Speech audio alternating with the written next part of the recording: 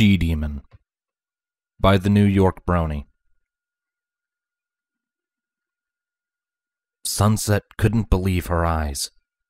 The harsh red writing written on her locker was there, but she couldn't seem to comprehend why.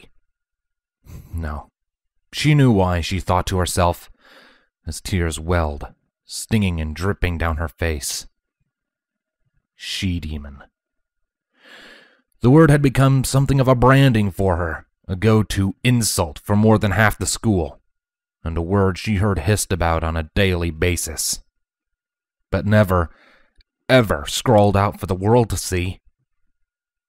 She must have been standing there for 10, maybe 20 minutes, just staring at the offending word.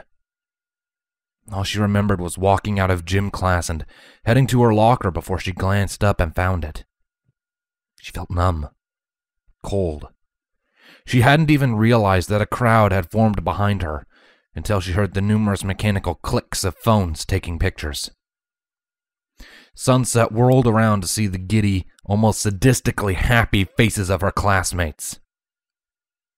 She was breathing heavily now, the world spinning around her. "No!" she cried. "Stop, please! I'm sorry!" She croaked, throwing her arms in front of her locker so that the graffiti would be obscured. She felt nauseous, ready to pass out. The mocking faces in front of her blurred. She slid down her locker in despair, finally letting the tears that had been brimming fall down her face.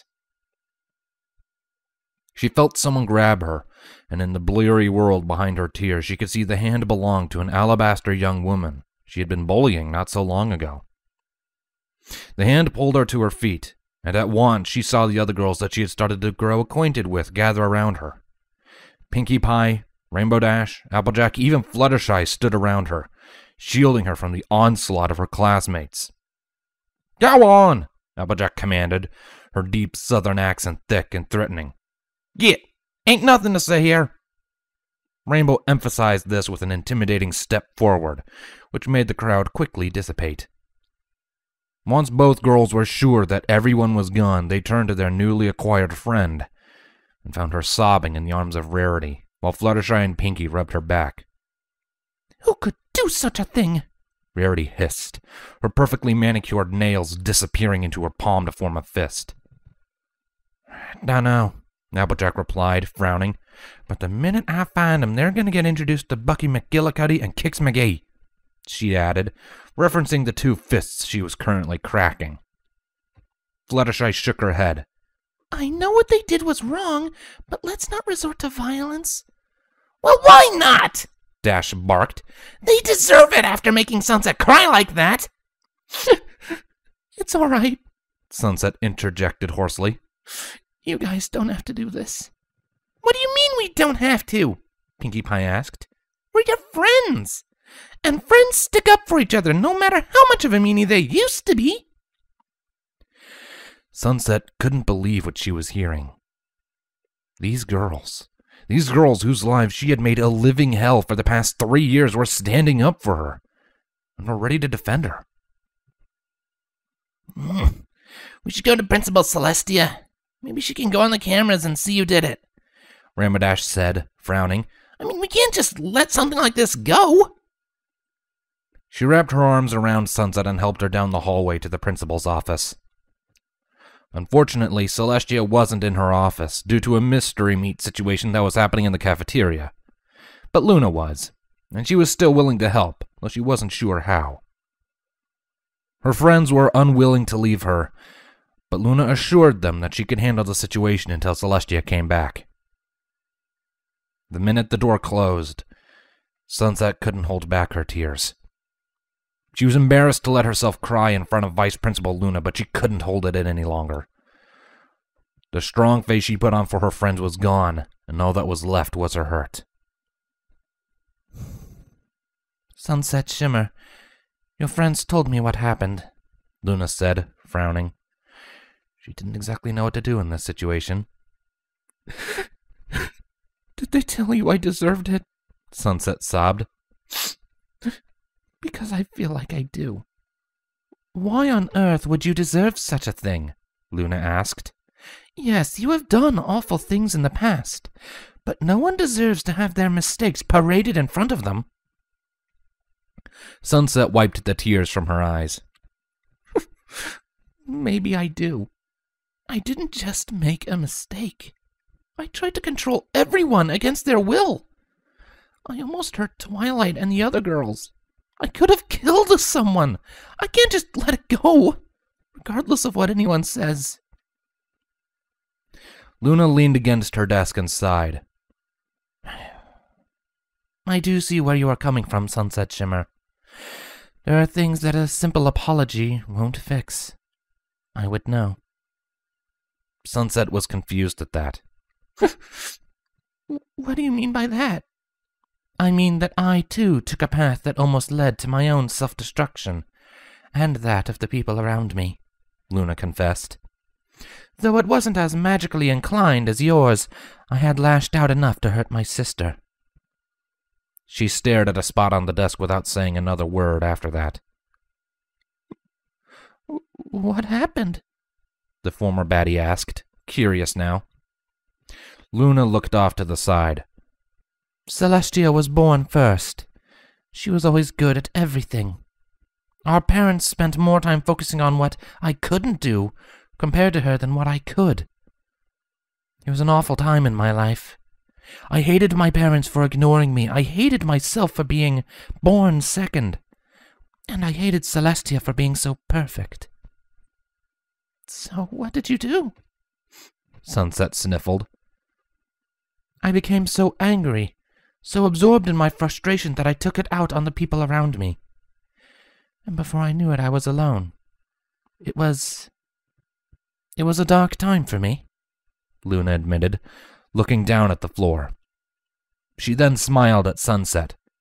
But once I realized I was no good alone, I knew I needed to change.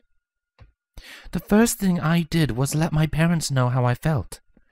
And then I apologized to Celestia. But most importantly, I took a good, long, hard look at myself and I asked myself, what made people hate me? What made me so scary? And with the help of Celestia, I was able to truly see the error of my ways. She put a hand on Sunset's shoulder. Sunset Shimmer, I'm not saying this is going to happen overnight, but the first step to try has already been taken. You just have to finish the rest. No matter what people think, after all this time, you have to keep pushing, so that they have no choice but to acknowledge that you have changed. Are you sure that'll work? Sunset asked. I mean, look at what happened. I was already trying to clean up my act and they wrote that. Her lip trembled as the tears threatened to come back. Are you a she-demon? Luna asked her. What? Right here, right now, in front of me. Are you a she-demon? Luna asked her again. Sunset looked about herself and sighed. No, I guess not. Then pay them no attention. You're on the right path now, and that is all that matters, Luna told her. Now, do you still want to check the cameras for the culprit? Sunset shook her head. Nah.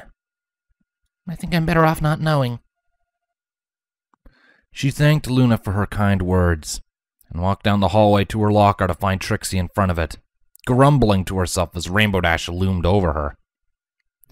Beside her was a bucket, and in her hand was a rag that she was lackadaisically rubbing against Sunset's locker. Oh, Trixie still doesn't understand how you figured out it was her, she mumbled, sticking the rag into the soapy water and bringing it to the locker again. The offending words that had made Sunset cry were nothing more than a bunch of blurred red streaks now. It wasn't hard, considering you had red paint on your skirt, Applejack responded, her frown as deep as Rainbow's. Yeah, if you're gonna be a jerk, at least be a smart one, Rainbow agreed, rolling her eyes. She kicked the bucket closer to Trixie and said, And I want this locker to shine, and it better be done before... What the... Sunset, what are you doing? Sunset picked up a rag from the soapy bucket and began to scrub her own locker, helping Trixie. She briefly smiled at the aforementioned girl before continuing her scrubbing. What on earth are you doing, darling? Trixie's the one who put that on your locker. She should be the one cleaning it up, Rarity exclaimed. Sunset turned to her. Well, sure. But I also understand where her anger is coming from. So we're both at fault here. So I'm cleaning my locker too. The other girls were too astounded to speak, watching in awe as the two girls scrubbed Sunset's locker clean. When they were finished, Sunset stood up and began to walk to the bathroom to wash her hands when she felt a tap on her shoulder. Trixie would like to apologize for her actions. Trixie realizes that you're serious about this whole changing thing and she sort of supports you, Trixie said sheepishly. Before Sunset could respond, Trixie blurted out, But Trixie will still make fun of you to fit in. A smoke bomb exploded and Trixie was gone. Sunset smiled. That was all she needed. Thank you for listening to this one-shot. If you enjoyed any of what you heard, please consider leaving a like. If you're not already, consider subscribing. And if you're really feeling incredibly generous and really want to support me in what I do, then there's a link to my Patreon down in the description below. Thank you very much for any and all support, be it like, sub, favorite, whatever. It's all helpful. I appreciate it all. Thank you for tuning in. I'll see you next time. Bye-bye.